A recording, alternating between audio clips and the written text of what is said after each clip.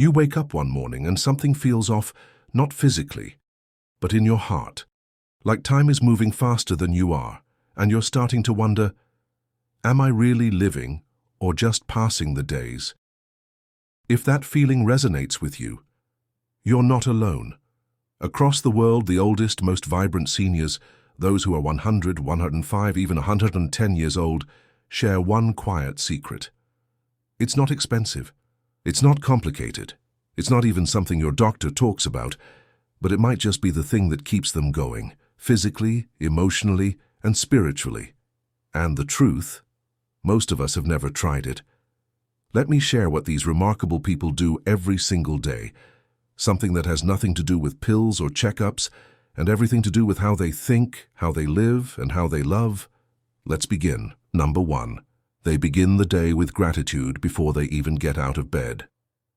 It might sound simple, too simple, but nearly every person who has lived past 100 describes the same quiet moment each morning, before they swing their legs out of bed, before they check the time, before they reach for their glasses. They say thank you. They say thank you for the new morning, thank you for breath in their lungs, thank you for the chance to see another day, no matter how quiet, ordinary, or slow it may be. One woman from Okinawa, Japan, a small island known for the highest population of centenarians, described how she places her hand over her heart each morning and whispers, "Thank you for beating. I'm still here." It's a moment of presence, and for many it becomes a quiet ritual, one that sets the tone for everything else. Now think about this. How do you start your day? Is it with worry? Pain? A glance at the clock followed by a sigh? You're not alone. Many seniors wake up thinking about doctor visits, family stress, or who hasn't called in a while. But what if, just for tomorrow, you took 10 seconds to do what the world's oldest people do? Place your hand on your chest, feel it beating, and say, "Thank you." Not because everything is perfect, but because you're still here, and that means today still matters. Gratitude doesn't erase the hard parts of aging, but it transforms the way you meet them. It softens the fear. It builds resilience. And according to research from Harvard and Yale, people who regularly practice gratitude actually live longer, healthier lives. It costs nothing, takes seconds, and could begin to reshape how you feel, starting tomorrow morning. Number 2. They keep moving, even if it's just to the mailbox and back. One of the biggest myths about growing older is this, that we're supposed to slow down, sit more, and rest longer. And while yes, rest is important, many of the world's longest living people defy that myth entirely. They don't run marathons, they don't go to the gym, but they move, gently, consistently, every day. There's a 102-year-old man in Sardinia, Italy, who still walks his narrow hillside village each morning, not because he has to, but because he wants to. He says it clears his mind. He watches the birds, nods to his neighbors, and thanks the earth beneath his feet. Here's the secret. He's not walking for exercise. He's walking for connection, for rhythm, for breath. In Okinawa, elderly women gather to sweep their porches each morning, not because they have dust to clear, but because their bodies crave the movement. They laugh, stretch, sometimes even sing together while they work. They don't call it exercise, they just call it life. And that's something to remember. You don't need a treadmill. You don't need to hit 10,000 steps. You just need a reason to get up and go. Even if it's just to the kitchen, even if it's just around the block, even if your body is slower now or your joints hurt more than they used to. Because the truth is, our bodies are designed to move. When we stop moving, things don't just slow down, they start to shut down. It's not about speed, it's about showing up. If today you can only manage a few steps, celebrate them. If tomorrow you can walk to your mailbox, let that be your victory. The world's oldest people move because they want to live. So let yourself move. Let yourself feel alive. Even a little movement tells your heart, your muscles, your brain, I'm still in this, I still care, I still want to live. Number 3. They practice purpose, no matter how small the role. Do you know what keeps people alive into their 90s and 100s? Not just existing, but thriving. It's not money, it's not genes, it's purpose. Having something to wake up for. Something that matters, even if no one else sees it. There's a term in Okinawan culture, ikigai. It roughly means a reason to get up in the morning. And that one idea has been linked to longer life, reduced disease, and a deep sense of fulfillment. One woman in her 100s from Costa Rica wakes up each day to feed her chickens and water her garden. Her grown children beg her to rest more, but she refuses. "It's my work," she says with a smile. "They need me." That garden? Those chickens?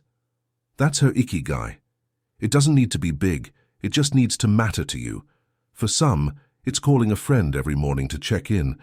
For others, it's keeping the house in order. Maybe it's writing letters to a grandchild, knitting scarves for the winter, or praying for people you love. Your purpose doesn't need to look like anyone else's. It just needs to give you a reason to smile and to begin again tomorrow. And here's the part many people miss. Purpose doesn't disappear just because you've retired, or because your kids are grown, or because your body is slower now. Purpose is a flame inside you. It only goes out if you stop feeding it. So ask yourself, what small thing gives me joy today? What tiny role can I play in someone else's life? Even if it's just being a kind voice on the phone. The oldest people in the world wake up with a job to do. Not for money, not for applause, but for meaning. You still have meaning. You still have purpose. And no one, not even time, can take that from you. Number 4, they speak kindly to themselves. Let me ask you something personal. When you forget something, drop something, or feel tired during the day, what do you say to yourself? Do you hear a voice in your mind saying, "Ugh, I'm so useless now. I can't do anything right anymore. I'm just a burden"? You wouldn't say those things to a friend, so why say them to yourself? Here's what we've learned from the world's longest living people. They've mastered something most of us haven't. Self-kindness, not arrogance, not pretending everything's okay, just treating themselves like someone worth loving. One 104-year-old woman in Greece shared this in an interview. "I don't scold myself anymore. If I drop a plate, I say, 'Ah, well, I've dropped worse things in my life.' Then I laugh and make some tea." It sounds small, but those small kindnesses add up. Over the years, the way we speak to ourselves becomes the way we see ourselves, and this matters deeply for seniors, because aging comes with changes we can't always control. We forget more, we move slower, we need help sometimes, and it's easy to let shame creep in, to feel like we've lost our independence, our usefulness, even our dignity. But what if, instead of criticizing ourselves, we comforted ourselves? You wake up and your knees ache. Tell yourself, "My legs have carried me through decades. They're doing their best today." You misplace your glasses again. Say, "Looks like my brain needs a second cup of coffee too." You struggle to open a jar. Say, "These hands raised a family. They've done more than enough for one lifetime." When you speak gently to yourself, something beautiful happens. You begin to feel respected by the one person who matters most. You. Studies from Stanford University have found that self-compassion leads to lower stress, better immune function, and longer lifespan. But even without the science, just think about how much lighter your day could feel if you replaced guilt with grace. So try this today. Choose one moment, just one, where you would normally be hard on yourself, and instead offer kindness. The oldest people in the world do this every day. They've learned that self-kindness is not weakness, it's wisdom, and you deserve that same compassion, not because you've done everything perfectly, but because you've lived through more than most could imagine, and you're still here, still learning, still worthy. Number 5, they stay curious even about the smallest things. You know what keeps the heart alive, truly alive, even at 90, 100 or beyond. Curiosity, not knowledge, not expertise, just the simple, childlike desire to wonder. The oldest people in the world wake up each morning still asking questions. What's blooming outside today? What will the sky look like at sunset? What's my grandson learning in school this week? They're not chasing big answers. They're looking at the little details with fresh eyes, and that's something we often forget as we grow older. As children, we were endlessly curious. We asked why 100 times a day. We stared at ants, clouds, stars. Everything was fascinating. But as we age, that spark can dim. We tell ourselves we've seen it all, or we stop noticing what's changing around us. But curiosity? That's what keeps us awake to life. There's a man in Costa Rica who's 101 years old. Every morning he writes one new thing he noticed in his garden: a bird that hadn't visited in months, a flower blooming later than usual. To him, the world is still a classroom, and he's still a student. And here's the truth. Curiosity doesn't depend on your eyesight, or your memory, or your mobility. You can be curious sitting in a chair. You can be curious while listening to music. You can be curious about your own thoughts, your own stories, your own past. Some of the oldest people we've studied still read a little bit every day, not to master anything, but to keep their minds open. Others watch cooking shows just to learn how different cultures make bread. Some ask their grandchildren about new technology, not because they want to use it, but because they're interested. Curiosity keeps the brain young. It softens the mind, and it makes every day feel just a little more magical. So here's a gentle challenge for you. Before you go to bed tonight, ask yourself, what did I learn today? What did I notice today that I hadn't noticed before? It could be the shape of a leaf, the sound of a neighbor's laugh, a feeling you hadn't named before. It doesn't matter what it is, only that you noticed, because when you stay curious, you stay connected to life, to others, and most of all, to yourself. And isn't that what we all want? To still be surprised, to still be moved, to still be growing, even now, especially now. Number 6, they make time for silence. Real, gentle silence. In today's world, silence has become rare. Even in old age, the days can feel filled with background noise. Television humming in the corner, the radio on to keep you company, or thoughts spinning through your mind when you're just trying to rest. But the oldest people in the world, they honor silence, not just the absence of noise, but the presence of peace. There's a quiet practice among centenarians around the globe, one that's rarely spoken about but deeply powerful. They take time each day to sit in stillness. No talking, no screens, just being. In a small village in Loma Linda, California, home to one of the world's blue zones where people regularly live past 100, many seniors begin their morning in quiet reflection. They sit on their porch. They hold a cup of tea. They don't check the news. They don't rush to check off tasks. They just sit with themselves.